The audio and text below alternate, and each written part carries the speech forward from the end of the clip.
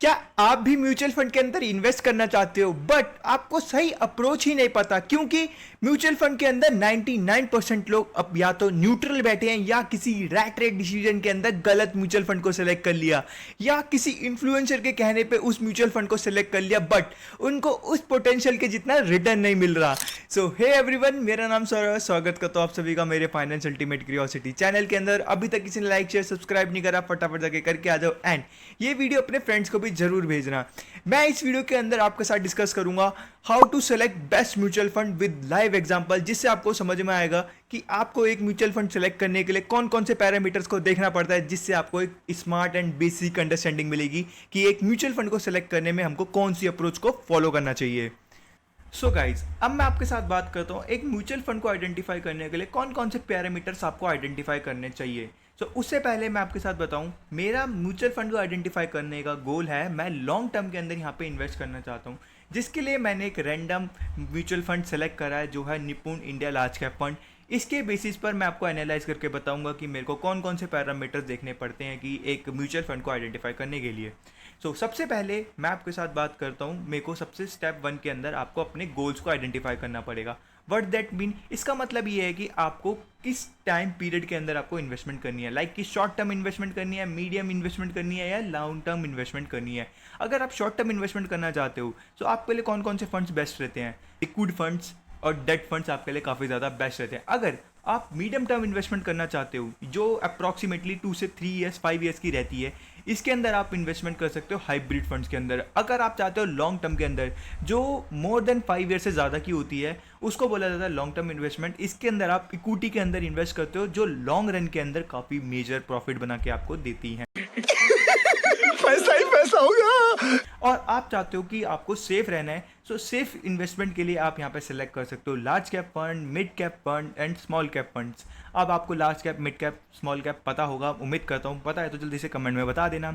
अगर नहीं पता, लार्ज कैप फंड वो फंड्स होते हैं जिनमें बड़ी बड़ी कंपनीज आती है, बिग जाइंट्स प्लेयर्स आते हैं जो इंडस्ट्री के अंदर हैं।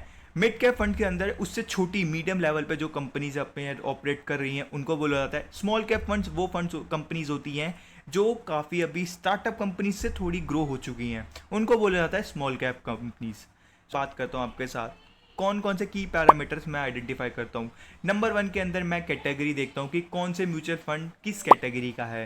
देन मैं देखता हूँ एक्सपेंस रेशियो क्या है उस कंपनी का, उस म्यूचुअल फंड का। देन रिटर्न कितना प्रोवाइड कर रहा है वो म्यूचुअल फंड हम सभी को। फिर मैं देखता हूँ AUM, एसेट अंडर मैनेजमेंट। फिर मैं देखता हूँ फंड मैनेजर की पास्ट हिस्ट्री, परफॉर्मेंस कैसी रही है। देन मैं देखता हूँ उसका पोर्टफोलियो डाइवर्सिफिकेशन कैसा चल रहा है। इस सभी के बेसिस पर एक म्यूचुअल फंड को मैं आइडेंटिफाई करता हूँ। सबसे पहले मैंने आपके साथ बात करता हूँ कि कैटेगरी क्या होती है, कि म्यूचुअल फंड कौन सी कैटेगरी की कंपनीज को अंदर इन्वेस्ट करेगा। Large cap fund, mid cap fund, small cap fund के अंदर, वो मैंने बताया आपको। अब मैं बात करता हूँ एक्सपेंस रेशियो क्या होता है। अगर आपको एक्सपेंस रेशियो नहीं पता, एक्सपेंस रेशियो वो होता है कोई भी म्यूचुअल फंड, आपका फंड मैनेजर आपके फंड को मैनेज करने के लिए जो भी चार्ज करता है उसको बोला जाता है एक्सपेंस रेशियो। अगर एक्सपेंस रेशियो सबसे ज़्यादा कम है तो इसका मतलब है उस फंड मैनेजर कंपनी ने अपनी कॉस्ट इतनी परफेक्ट वे में कटिंग करी है जिससे आपका फंड को एक स्मार्ट अप्रोच के साथ यहाँ पे डाइवर्सिफाई करा जा रहा है, जिसका जितना कम फंड एक्सपेंस रेशियो वो उतना ज़्यादा बेटर माना जाता है।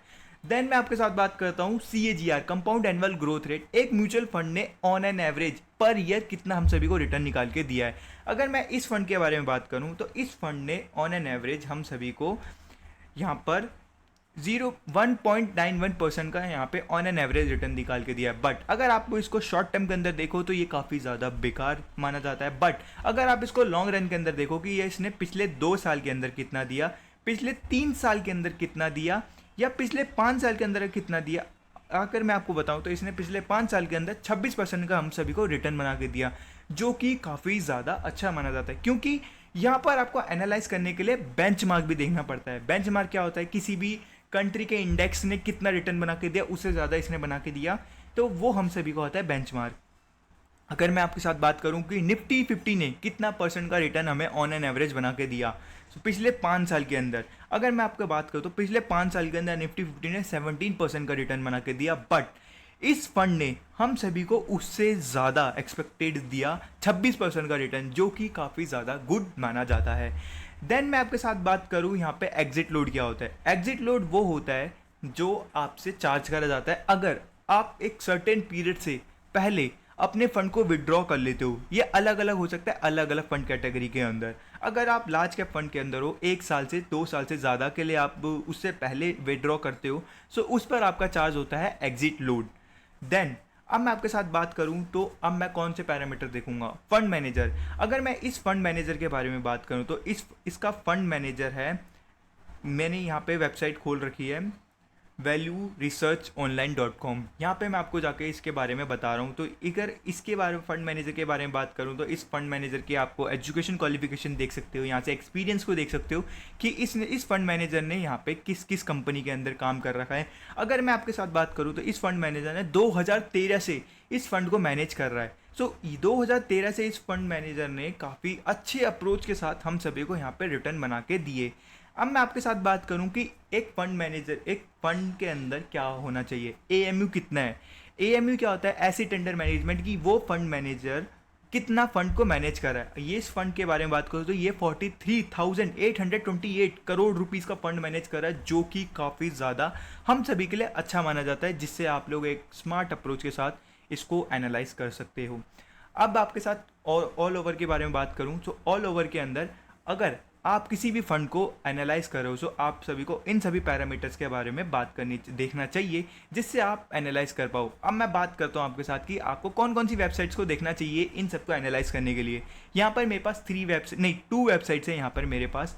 नंबर 1 पे आती है value research report and money control. इन दोनों पे जाके आप किसी भी फंड के बारे में प्रॉपर इन डिटेल्ड जाकर आप एनालाइज कर सकते हो। बेसिकली आपको इन जो मैंने बताए उन्हीं पैरामीटर्स को आपको आइडेंटिफाई करना पड़ता है, जिससे आप एक बेटर वे में किसी भी फंड को एनालाइज कर पाते हो। अब उसके बारे में बात करूं कि पोर्टफोलियो के बारे में, कि इस फंड मैनेजर ने किस किस सेक्टर के अंदर अपना फंड को डाइवर्सिफाई करा है। सेक्टर के बारे में बात करूं तो सेक्टर्स आपको पता चलेगा, फाइनेंस के अंदर, कंज्यूमर के अंदर, इंडस्ट्रियल के अंदर, फाइनेंस, बैंक, प्राइवेट कंपनीज के अंदर, कंज्यूमर स्टेबल्स के अंदर, टेम्पल्स के अंदर, एनर्जी के अंदर, इंफॉर्मेशन टेक्नोलॉजी, ये काफ़ी सारे सेक्टर्स हैं जिनके अंदर इसने इन्वेस्ट करा है, जो कि काफ़ी गुड माना जाता है। अब बोनस पॉइंट के बारे में बात करूँ आपके साथ। सो बोनस पॉइंट ये है आपके लिए कि अगर आप किसी भी म्यूचुअल फंड के अंदर इन्वेस्ट करना चाहते हो तो आपको क्या क्या देखना चाहिए।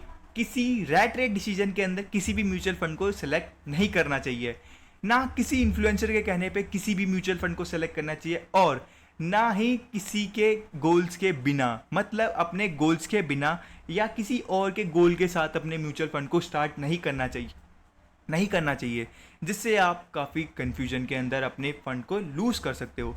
अगर ये वीडियो आपको पसंद आती है तो लाइक शेयर सब्सक्राइब जरूर करके जाना और अपने फ्रेंड्स को भी ज़रूर भेजना।